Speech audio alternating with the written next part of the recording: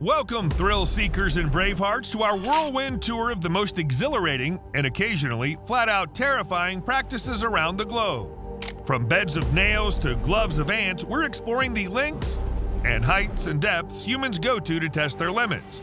Buckle up, or rather ensure your safety harness is securely fastened, because we're about to dive right in. And don't worry, we promise it's safer than train surfing, unless of course you're watching this on a moving train. In that case, please sit down. Let's start with number 10, lying on nails.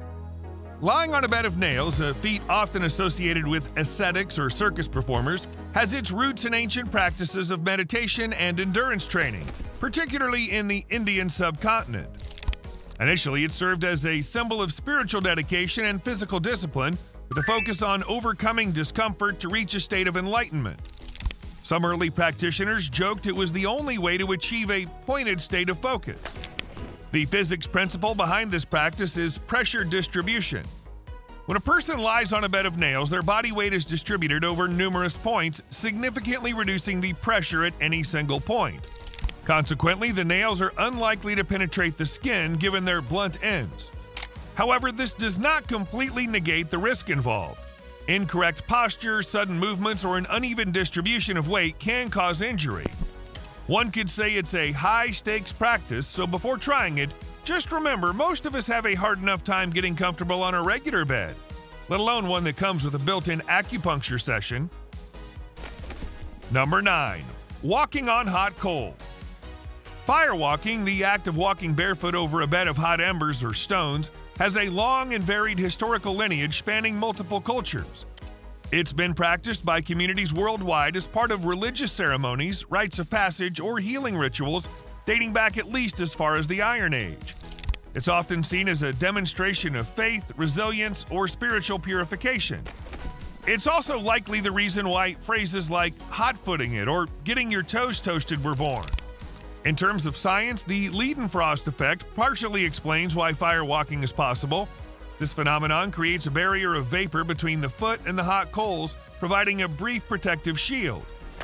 You could think of it as nature's own non-stick Teflon coating, but I wouldn't recommend trying to fry an egg on it. An incorrect technique or poorly prepared firebed can result in severe burns or injuries, hence firewalking requires a thorough understanding of its techniques and hazards to ensure safety.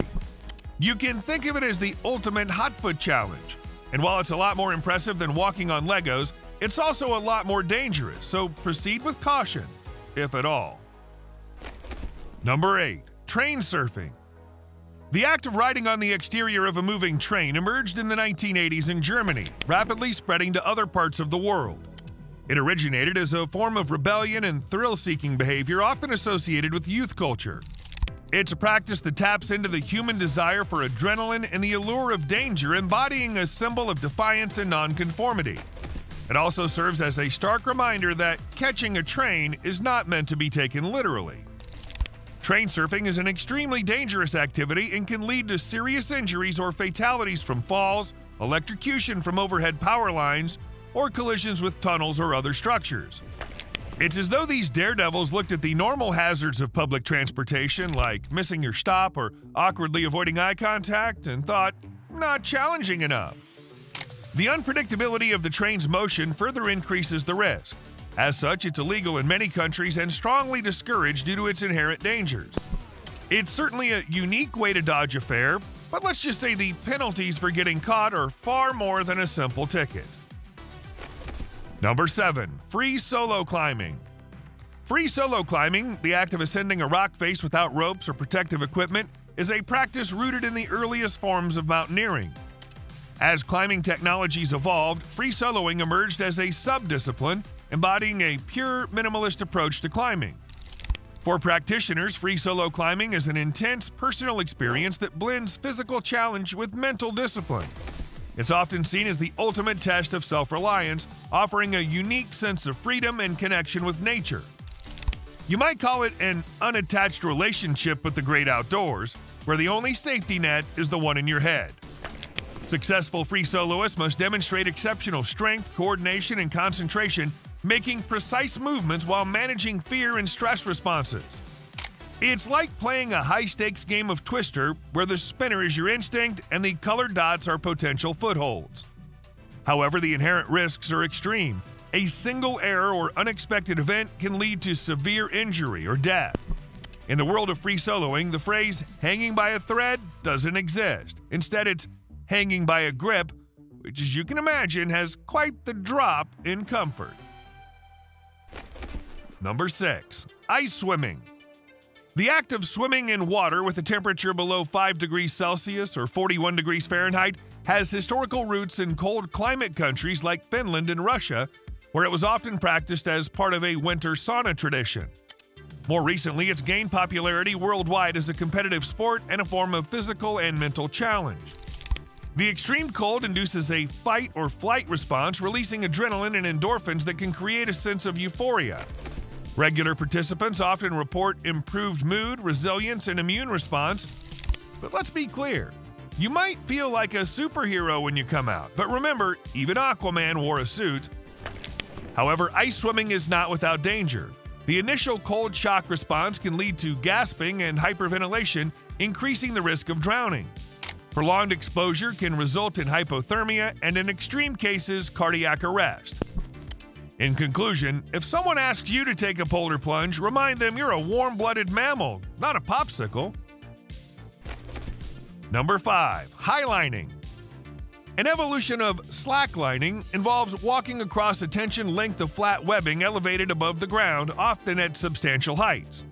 Its origins trace back to the 1980s rock climbing community in Yosemite National Park, evolving as climbers sought new challenges and ways to test their physical and mental limits. It's basically tightrope walking for people who looked at a circus and thought, not enough granite cliffs.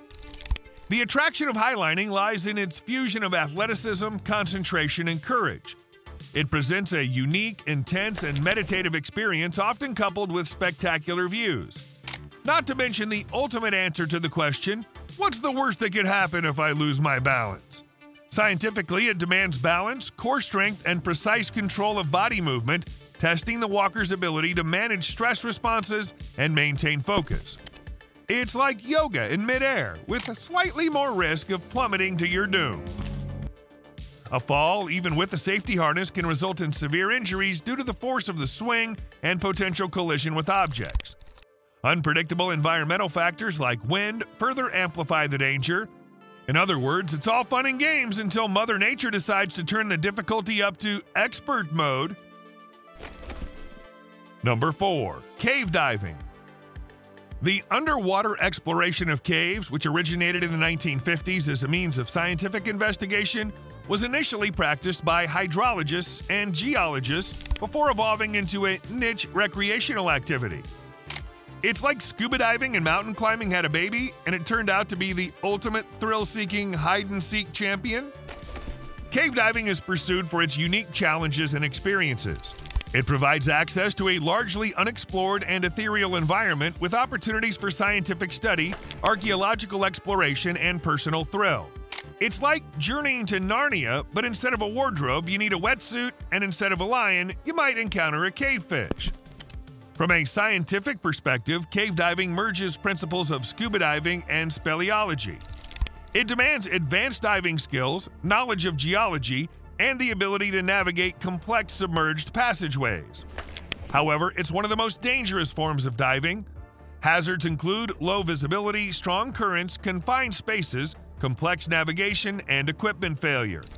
A minor mishap can quickly escalate into a life-threatening situation. Number 3. Nagal.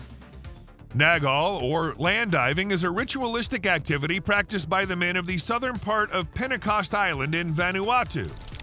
Originating as a yam harvest fertility rite, the practice dates back centuries and is considered a precursor to modern bungee jumping. Participants dive from tall wooden towers with vines tied to their ankles in a test of courage and a demonstration of strength. The ritual serves to appease the gods, ensure a bountiful yam harvest, and also signifies a boy's transition to manhood. Talk about an extreme version of jumping into adulthood.